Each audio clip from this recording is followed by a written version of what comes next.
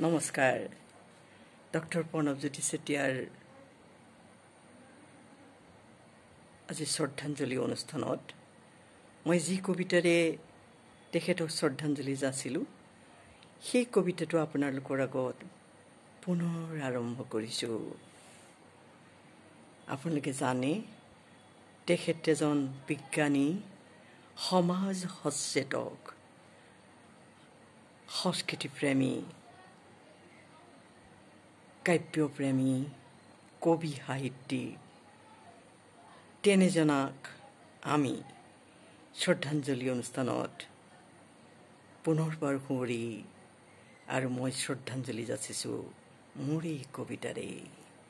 কবিতাটোৰ শীৰ্ষক আছিল আধুনিক চন্দুকৰ বৰবি নিবিচাৰোঁ কিন্তু। মৃত্যুৰ আগে জনা হলে কলোহাতেন ঈশ্বৰক, দুদিনমান দিয়াচোন সময়। বৰ্ধিত বয়স, চিকাৰ, অপুষ্টি, ৰোগ, আত্মহত্যা, নতুবা দুৰ্ঘটনা একো নাই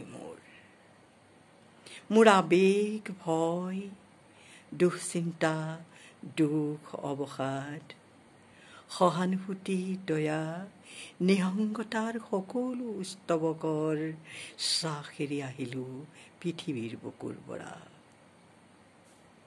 মৃত্যু কঠিন শিলত কটা ভাস্কৰ্য, সময়ে কুটি কুটি খাই তলকিব নোৱাৰোঁ আপুনি মই।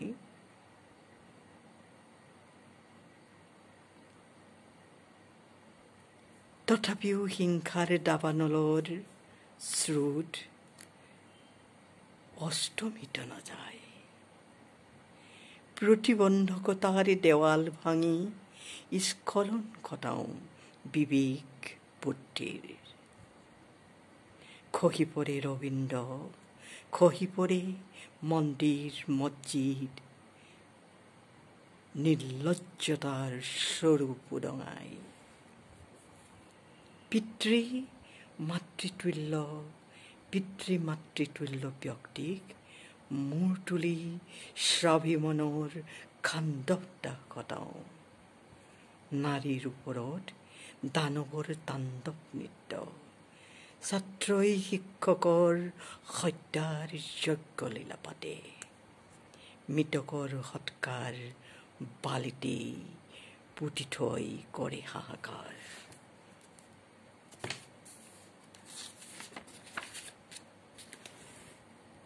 পিতৃ মাতৃৰ প্ৰহাৰ দেখিছানে কেতিয়াবা?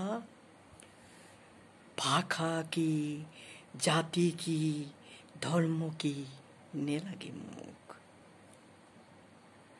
আধুনিক চন্দুক বলয়ৰ বিষ বাষ্প, নতুন প্ৰজন্মই থমকি চাই ৰব। ব্লটিঙৰ দৰে শুহি শুহি বুকুত জন্মাব স্ফুলিংগ। কোবত ৰঙা তেজ গোট মাৰিব, কপাল কনকে খামুচিয়াই হুচুপি কান্দিব। বুকুৰ চন্দুকত ভাৱনাৰ অপইতা ফল, কিৰিলি পাৰি সিহঁতবোৰে বাট কাটিব। পোহৰৰ নয় আন্ধাৰৰ বাট।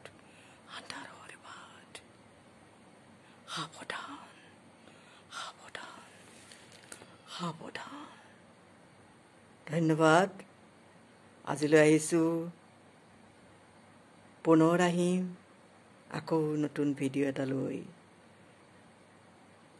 বাই, শুভৰাত্ৰি। আহিছোঁ আজিলৈ, শুভৰাত্ৰি।